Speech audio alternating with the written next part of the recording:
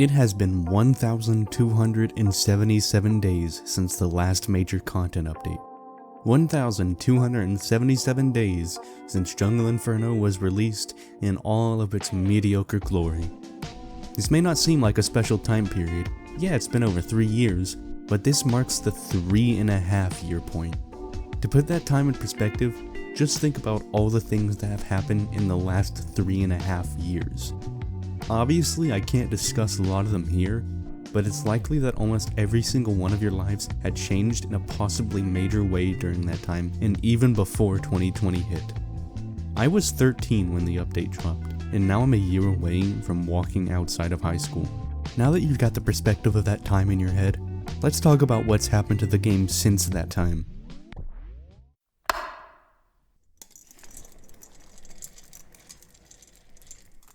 Obviously, we've had our yearly seasonal updates, Scream Fortress and Smithmas, but to be frank, those haven't been any good since 2 years before the update dropped. They're the game's brief and depressing jolt back to life before things inevitably and quickly cool off again, and people are back thinking if the next update will be just as mediocre. Team Fortress 2 hit its peak player count for the first time since July of 2012 and November of 2020, though the circumstances of this are suspicious and biased at the best of times to me, and filled out with a massive amount of bots with for trading and cheating at the worst. There's really nothing that gives off an aura that the community is healthy to me, especially compared to 2012. In fact, this is probably the lowest point it's ever had in terms of content creation and public image.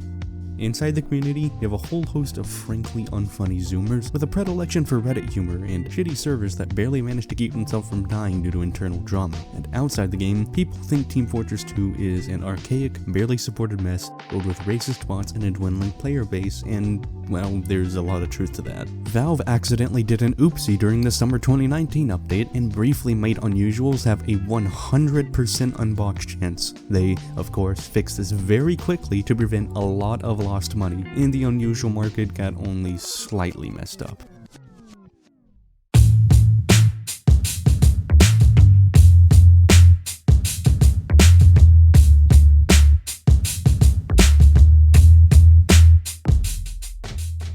Still, throughout that time, there's been a lot of dead air. The community is certainly alive, but the atmosphere around everything and all the people have changed. The community I and many others once knew has become something different. Maybe all the veterans who aren't content creators moved on, maybe people are just going mad from the lack of attention. Hell, maybe it's both. But there's something wrong. This shift didn't even start after Jungle Inferno. The community has been in a global shift since 2016 after we got the worst update of all time, and a large portion of the community jumped ship for Overwatch. From 2012 to 2015, the community was far more lively. There were a lot of people new to the game, and the content creators were a lot more heartfelt and passionate about what they did. It seems many of us have gotten tired of the silence. Creators are grasping at straws for content ideas and using their audiences more as tools rather than people.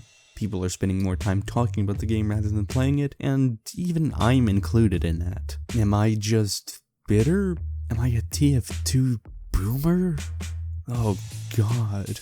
Anyway, back to the main topic of the video. It's been a lot of days without a major update, but what do we define as a major update? To people who joined the community right after Jungle Inferno, it may seem that the newer updates we've received are in fact major. I mean, all an update needs to do is add new maps and hats, right? Well, not necessarily. I've seen a lot of debate over what does define a major update, and a lot of people seem to be in agreement that it's the addition of new weapons, but I disagree. Some of the most major updates in this game's history haven't added a single weapon. To me, what defines a major update is the addition of a mechanic or content type. For example, weapon skins. Before Valve added proper weapon skins in 2015, there was no real purpose to making something like that for the game. Sure, they looked cool, but there was no chance of them ever getting added. When skins were introduced, we suddenly had a new type of content to work with.